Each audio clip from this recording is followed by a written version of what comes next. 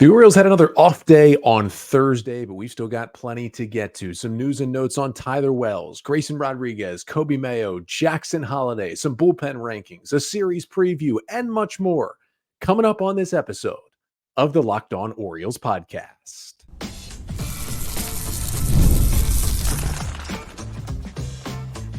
You are Locked On Orioles, your daily Baltimore Orioles podcast. Part of the Locked On Podcast Network, your team every day. Orioles fans, today is Friday, May 17th, 2024, and welcome back into the Locked On Orioles podcast, part of the Locked On Podcast Network, your team every day. As always, I'm your host, Connor Newcomb. And coming up on today's episode, we are going to dive into some Orioles news and notes. Tyler Wells with maybe a setback in his elbow injury, the unknown status of Grayson Rodriguez returning, a mix-up potentially in the Orioles infield if Jackson Holliday or Coby Mayo will come back. We'll get to all of that, plus my latest edition of the Orioles Bullpen Trust Rankings. And finally, at the end of the show, we'll preview the weekend series between the Orioles and the Mariners. But that's all coming up on this episode of the Locked On Orioles podcast, which is brought to you by FanDuel. Make every moment more. Right now, new customers get $150 in bonus bets with any winning $5 bet. That's $150 with any winning $5 bet. Just visit FanDuel.com/lockedon to get started today. So the O's kind of got the surprise off day on Tuesday when they had the rain out, then the wild win Wednesday on the Adley Rutschman walk-off homer, and then another built-in off day here on Thursday before they stay at home and take on the Mariners with a series that starts tonight. But still plenty to talk about after the off day, and wanted to get to just a bunch of kind of small, maybe varying sizes of Orioles news and notes here on the first segment of the show. And we will begin with Tyler Wells, one of the Orioles who I think we can all agree is one of the O's 13 best pitchers, and when healthy, makes an impact on this pitching staff. But the O's have not had Wells since April 16th, really since April 12th. That was the last time he pitched. But he went on the injured list on April 16th with right elbow inflammation. And at this point already, he's kind of been out a little longer than we expected. Now, Roch Kubatko reported it first last week that Tyler Wells is currently down in Sarasota. And that wasn't bad news, I wouldn't think. That's a place a guy can go to, get some rehab outings and get some work in and hopefully come back to Baltimore at some point. But then Brandon Hyde gave some quotes earlier this week about Wells' situation because he's being asked about it every day. And he basically said that even though he's in Sarasota, they're just still waiting for his symptoms to stop. So he may be getting treatment down there and doing some working out, but it doesn't seem like Wells is throwing even at the moment, and that there doesn't seem to be a build backup schedule that is even in place yet for Tyler Wells. Now, Hyde or Mike Elias hasn't gone into any further detail than that. It doesn't seem like they have a lot of news at this point because they're just waiting for those symptoms to go down in Wells' elbow. And Tyler Wells is a guy who already had Tommy John surgery when he was in the Twins organization. It was one of the reasons why the Orioles were able to scoop him up in the Rule 5 draft in 2020. And we know that a second Tommy John surgery can really hurt a guy's career, and it's still way down the line. But Roch wrote his article at Masson, and if there's anything Roch is, he's getting information from people inside the Orioles. And his final line of the article was, at this point, the goal is to get Tyler Wells back at some point in 2024. That's not good when a guy gets injured in mid-April and your goal is get him back sometime this calendar year. Between that and the fact that he's not throwing, they don't have a lot of updates. I'm worried that even if this doesn't turn into anything like a second Tommy John for Tyler Wells, with the elbow inflammation, that this could be something more like a long-term injury. And I wouldn't rule out being out for the rest of the year just from what they're talking about. Again, not a doctor, but you can read into things the way they talk about it. But it's more so like this. If you're an Orioles fan out there and I think at this point we've decided, if the Orioles really needed it, Tyler Wells could come back and be a starter, but the O's have a lot of starting depth right now. Wells would be a guy who would come back and really help the back end of the Orioles bullpen whenever he would return. But if I were you, I would kind of pump the brakes on just the potential of Tyler Wells coming back and being the closer at some point for the Orioles this season. It's looking less and less like that could be the case. And what they're talking about doesn't sound great for Tyler Wells. I hope he comes back and can be a lockdown guy at the end of the pen. But it's not great that it's been a month since he went on the IL and really nothing's going on. He's still experiencing symptoms. Not a great update for Tyler Wells. The other main Orioles arm that is currently on the injured list and hoping to come back soon is, of course, Grayson Rodriguez, who went on the IL in late April with a little bit of shoulder soreness. Now, he was eligible to come off the IL on Wednesday. The Orioles, of course, did not make that move. There was some talk late last week that this weekend series against the Mariners could be when Rodriguez returned to the rotation. However, Elias and Hyde talked about it again to the media earlier this week, and it seems like that timeline might be getting pushed back at least a few days. So it's still a possibility he could start one of these Mariners games. As I record here, it's about 4 p.m. on Thursday afternoon. The Orioles have not yet named their scheduled starters for the 3 games this weekend against the Mariners. That tells me that Rodriguez is still in the mix to be activated and start one of these games. But from what Hyde and Elias said, they were still like, we're not sure if he will need one rehab start in AAA or not. They were talking about how the return of the weekend is possible, but, we're just kind of still waiting. They say they don't have an official schedule for him yet. All that says to me is could be back this weekend, but wouldn't be surprised if it kind of gets pushed more so into next week for Grayson Rodriguez returning. Now, the good thing is Elias is talking about how Rodriguez is throwing like these high octane bullpens. Everything he's saying seems to be like Rodriguez basically doesn't have any more pain in that shoulder, which is a fantastic sign.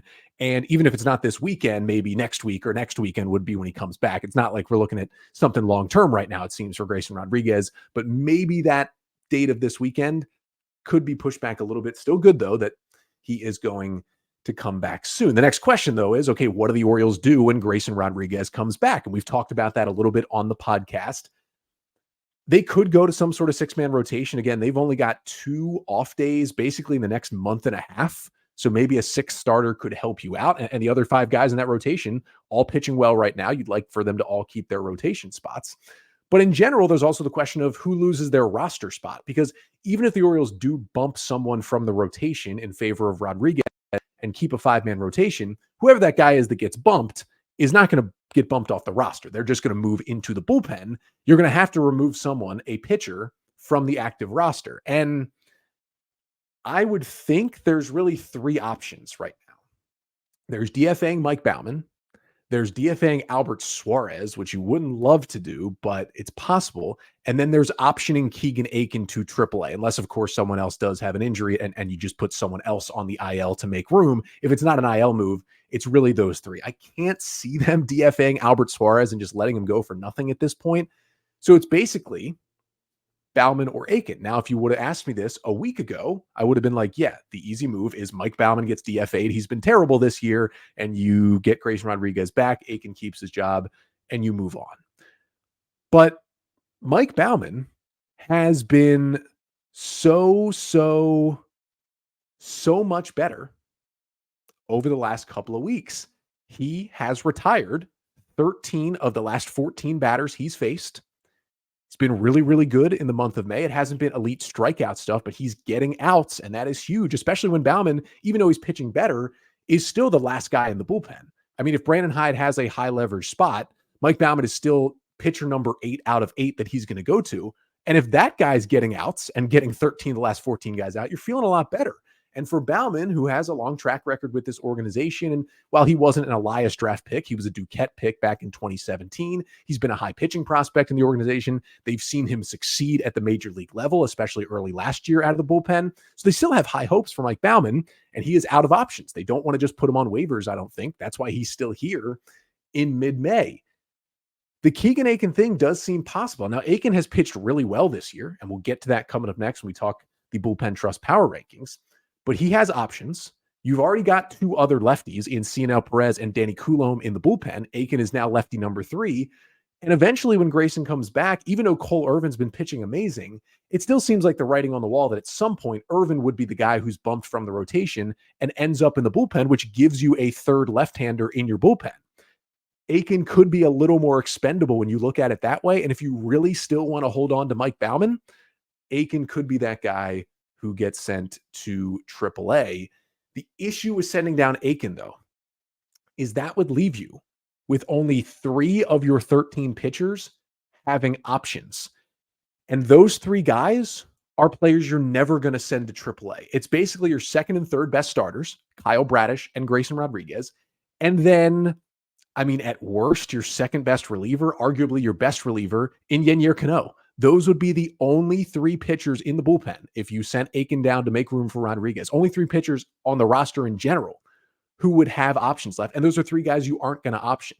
So you would basically have 0 roster flexibility on your pitching staff. Not a great place to be in, but the O's might at least set themselves up for that. And we'll see how they parse that out over the season. Now, speaking of roster flexibility, moving it over to the hitting side, it seems like the rubber's about to meet the road for Ramon Arias. And he's done some awesome things for the Orioles since they acquired him and then first called him up late in the 2020 season. He was a big part of their lineup throughout the dark years. I mean, even in 2022 and some parts of 2023, he had some huge moments for the Orioles. But he has been relegated to a next to nothing role so far in 2024. Arias has just 12 plate appearances in the month of May and has only come to the plate 4 times in the last 10 days. He is on the end of the bench. And you're fine with that because it's not like you're letting a prospect sit there. It's Ramon Arias. He's a veteran. You kind of know what he is at this point. Not the greatest hitter in the world, good fielder at third and second base. But he's in a really tough spot because even when you do start him once a week, or even when you do bring him out for defense, or maybe put him in a pinch hitting role like the Orioles did on Wednesday, even for a guy like him who's more used to a bench role, he's still rusty. And you saw it like the 3-pitch strikeout Wednesday in the big spot. Or, he starts Sunday at third base and makes that bad throw home, which kind of changed the complexion of that game in the 5th inning. He's not as productive as he could be when he's barely playing. It is so hard. And you'll hear this from former major leaguers and current major leaguers. Some of the hardest roles on the team is bench utility guy when you know you're not going to start every day, but you don't really know when you're going to be in there. It's tough to stay game fresh every single day, and you do get rusty. And now I'm not saying replace him with a prospect and have that prospect play the exact same role as Ramon Arias, start once a week and barely play. Like, no. If they replace him with a better player, that better player is going to play more. And it's also hurt Arias that Mateo has held his own much better this year. So he's more of the starter with Jackson Holliday in AAA. But it feels like at some point here, you might want to make the move. Because although I've liked what I've seen from Mateo, long-term, I only want Mateo starting against left-handed pitching. I don't want him in there against righties. I would much rather see a Jackson Holliday or a Coby Mayo or a Connor Norby in that spot for the O's. Now, for Jackson Holliday, he's been solid since the demotion, hitting .250, 18 strikeouts to 17 walks, basically a 1-to-1 ratio. You love that from Holliday. He went down, got a changeup, an 0-2 changeup below the knees, and golfed it out for a solo home run in Norfolk's Thursday day game, which was awesome to see for Jackson. And there was a good story in the Baltimore Sun this week that Matt Waywich wrote about some very slight tweaks that Holliday has made to his stance since he got sent back down to AAA, where the Orioles are trying to help him kind of get to more pitches that he wasn't able to get to when he struggled in that first big league stint. It seems to be working so far for Jackson Holliday. And I think at some point here, and I'm not saying tomorrow or the next day, but by June, just make that move, it feels like. Now, Coby Mayo is certainly another option to make that move. 13 homers and a .964 OPS for Mayo so far at AAA. Now, the defense hasn't been great. I would say his glove has gotten better. His arm is still an issue. Not the arm strength. The arm strength is elite. Mayo has made, I believe now, 8 errors this season, and almost all of them have been pretty ugly throwing errors on balls that should be easy throws. He's just biffing them. He's pulling them to the left. He's letting them sail right. It's not great at times, and I don't think the O's want to commit to playing him at third base a lot if that's still an issue. That's really one of the main reasons why he's still in Norfolk. Another reason, though, that we have to keep an eye on now is Coby Mayo did leave Thursday's game in Norfolk. There was a pop-up in foul territory. He was playing third base. He shaded over towards the dugout. It was the away team dugout, so it wasn't like his teammates didn't help him. But the ball was right near the opening in the dugout, and he actually fell down the dugout stairs and into the dugout. He was down for a while. The training staff came in. The other team was looking at him. Luckily, he eventually did get up, walk out of the dugout under his own power, and he actually stayed in the game defensively for the remainder of that top of the 5th inning. But then he was due up to hit in the bottom of the 5th, and the Tides pinch hit for him and took him out of the game. So it was good that he got up under his own power, stayed in the game initially, but he did come out. I'm not sure if there's word yet on what exactly it was for Mayo, but he was down for a little bit, and it was scary to watch. I watched the video. It's really scary to see him go down the stairs like he did. Hopefully he's all good, but it's just something to think about as we think, all right, it's Coby Mayo time. Get him up here for Ramon Arias. But that kind of the big Orioles news and notes from the week. Now I want to turn my attention to the bullpen, because I just kind of talked about it a little bit. Like, who would lose their spot, right, when Grayson Rodriguez comes back? Suarez, Aiken, Baumann, all in the mix. But where do they all fall in on my bullpen trust rankings, my latest edition? I'll get to those coming up after this.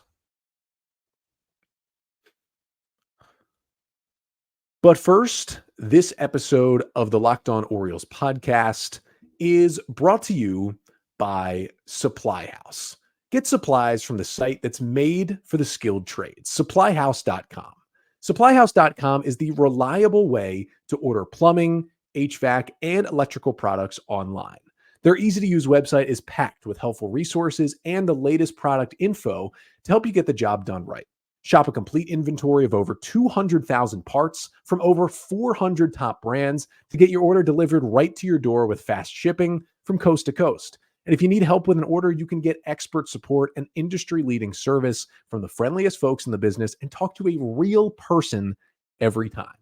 Pros in the skilled trades can get a competitive edge by joining SupplyHouse.com's free Trade Master program. Every Trade Master gets access to a dedicated phone line, free shipping, and discounts on every order. Join the thousands of trade pros already benefiting from their free membership at supplyhouse.com/TM and order plumbing, HVAC, and electrical supplies from anywhere with just a few clicks at supplyhouse.com. And today's episode of the Locked On Orioles podcast is also brought to you by the DK Law Group. Now, if you need a law firm, you don't want the legal runaround. You'd rather have a no-nonsense approach. Well, that's what you get with the DK Law Group. The DK Law Group specializes in real estate law, estate planning, business law, and family law. They are tech savvy, they treat clients like family, and they focus on keeping your legal simple. DK Law Group is a women-led firm with Diana Khan at the helm. She's been called an unparalleled legal expert. So contact the DK Law Group today at dklawmd.com. And Locked On listeners can call today to schedule a free 30-minute consultation when you mention the tagline, Empowering Legacies.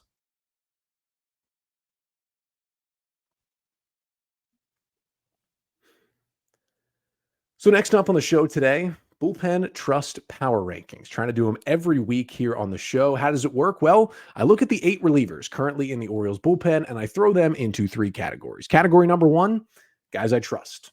Category number 2, guys I maybe trust that I'm teetering on. And category number 3, guys I do not trust. Let's start with the trust category.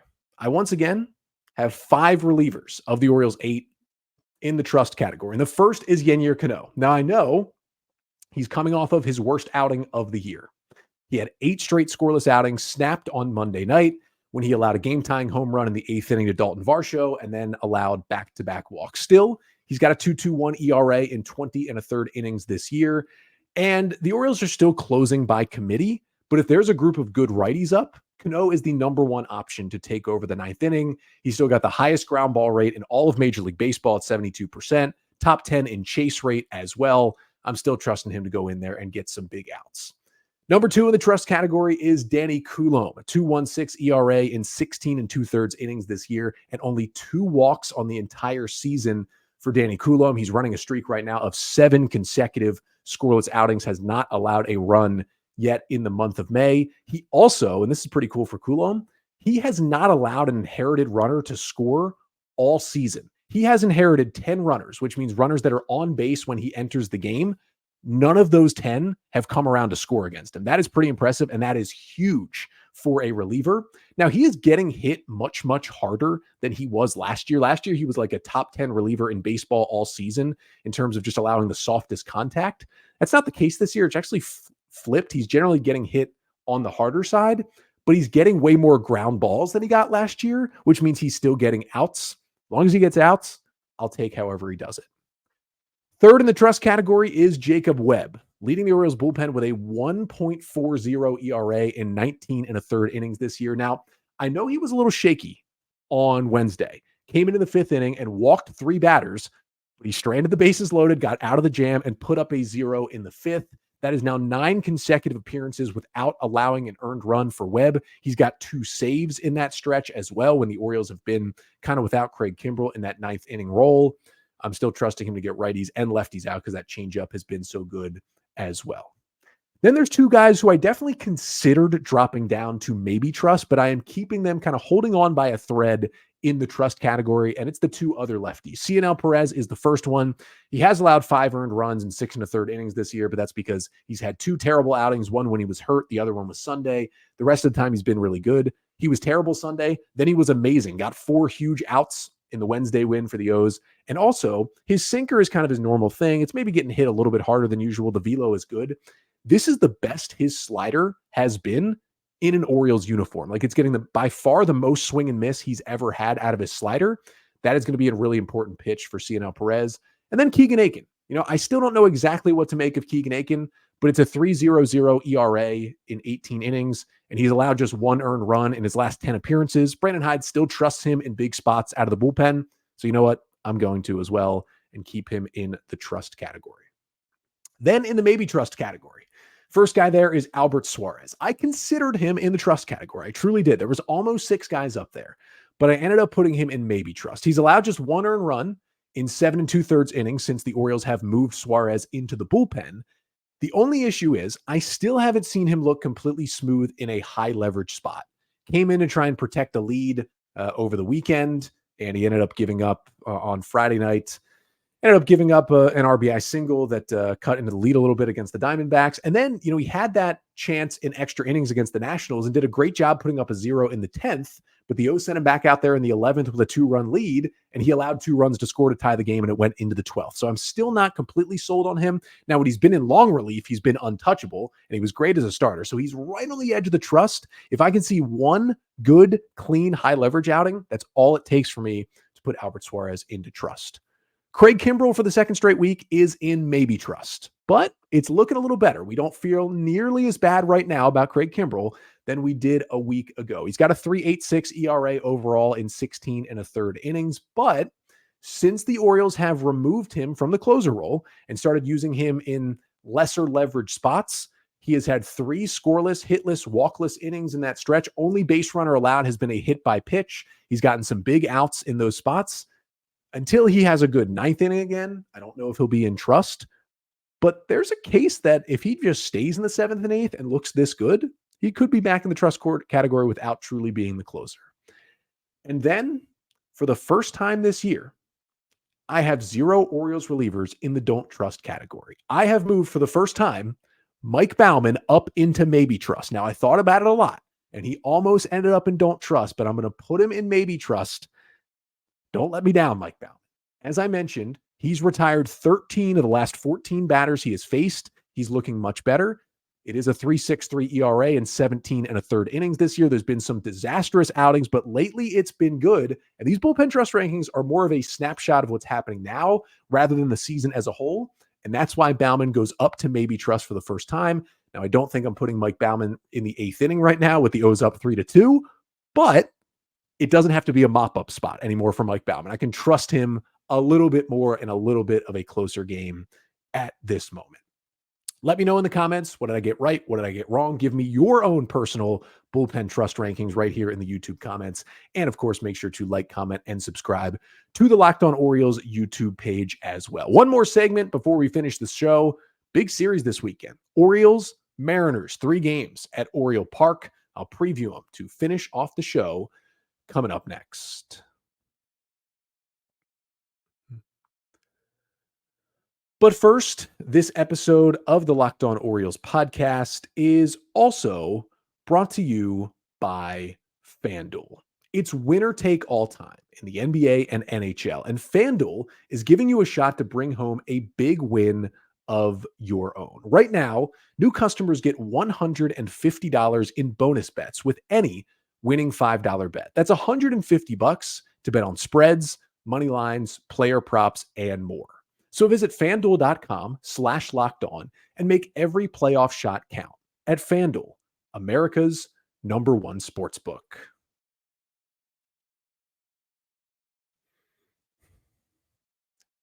So to finish off the pod today, I want to get you a series preview for the weekend. Orioles and Mariners for the first time this year. It'll be a 3-game set at Oriole Park at Camden Yards that will cap off this 9-game homestand for the Orioles. O's, of course, have had one game rained out on the homestand, so it's going to end up only being 8 games, and so far they are 3-2 in the first 5 against the Diamondbacks and the Blue Jays. But the Mariners are coming to town. The Seattle team had kind of a rough start. They've pulled it together lately, and they are now 24-20 on the season, and they do sit currently in first place in the AL West. The AL West, the Astros are struggling, the Rangers are struggling, the Angels are a nightmare. The A's have actually been better than expected, but they're still bad. I would say right now, the only team that I would say is good out of the 5 in that division is the Mariners at this moment at 24-20. They just won a series, took 2 out of 3 at home against the Royals this week. And just like the Orioles did, they also had the day off on Thursday. Now, looking at this team, the offense has been the issue. Now, they're 16th via WRC plus, basically a middle of the pack offense altogether. Their issue has been the strikeouts. They're actually 7th in baseball in home runs, so they are hitting the ball out of the yard, and they're 4th in hard hit rate. So they're doing some damage when they make contact. The issue with the Mariners offensively this year has been they're just not making enough contact. Their 28.3% strikeout rate as a team is by far the worst in Major League Baseball. If you're a player with a 28% strikeout rate, that's concerning. They are a team at 28%. I believe the second worst is like 2%, if not more than 2% lower on their K rate than the Mariners are. Like, that is not good. They're striking out a whole lot. Now, offensively, they've gotten production from some interesting guys like Josh Rojas, who was like a utility infielder at one point, has arguably been their best hitter. I mean, he's been amazing. He's hitting .330. He's doing everything for him, hitting for a little bit of power. Cal Raleigh, their catcher, has been good again. And they did trade for Luke Raley from the Rays this season. And Raley's been pretty solid. He's been a nice bat near the bottom of the order for them. Rest of the offense, however, is struggling. J.P. Crawford is on the injured list. They're not getting a lot from Mitch Haniger. Honestly, Julio Rodriguez has not been very good. He's having his worst offensive season so far in the big leagues. They really need Julio to step it up. Hopefully that doesn't happen in Baltimore this weekend. But it's generally been kind of the Josh Rojas and Cal Raleigh show. And then everybody else is just struggling to string together even like a couple of good games in a row for their offense. Now, their bullpen has been good, and that's always the case for the Mariners. Their bullpen is always good. 3.27 bullpen ERA is 8th in baseball, actually one spot below the Orioles, which are 7th in bullpen ERA. Andres Munoz, his stuff has taken a little tick back, but he's still been really, really good as the Mariners closer. Now, they are missing Matt Brash, who has ridiculous stuff, but just underwent Tommy John surgery. He is out for the year. He had been their setup man, so they're kind of mixing and matching with that role. Trent Thornton's been pretty good. Gabe Spire's been pretty good. Our old friend Austin Voth has actually been pretty solid as kind of a swingman out of their bullpen. So look for some names you may not know very well, but do pitch pretty well out of the Mariners bullpen. That's kind of been what they've done for the last 10 years or so. They can just build a bullpen out of anything. They're doing it again this year. And then there is the starting pitching. Let's get to the matchup, starting with the Friday night game. That is tonight, 7:05 p.m. Eastern time. I will be in the ballpark tonight for my 3rd game of the year, I believe. If you see me around, make sure to say hi. We can talk some Orioles baseball, whatever you'd like. I'll be in the park tonight. But it will be Bryce Miller, the righty, going for the Mariners. Now, as I mentioned, as I'm recording right now, the Orioles have yet to name their 3 starters. As you listen to this, they may have named them already. It would be Cole Irvin's turn in the rotation for the O's. Again, there's a possibility that Grayson Rodriguez could be activated and start any of these 3 games. But if he doesn't for Friday, it's going to be Cole Irvin, who's still on this great streak of starts for the Orioles. Bryce Miller this year, though, been pretty good. 2.66 ERA in 47 innings. He's got 51 strikeouts and 15 walks. However, he's gotten pretty lucky. He's getting hit hard.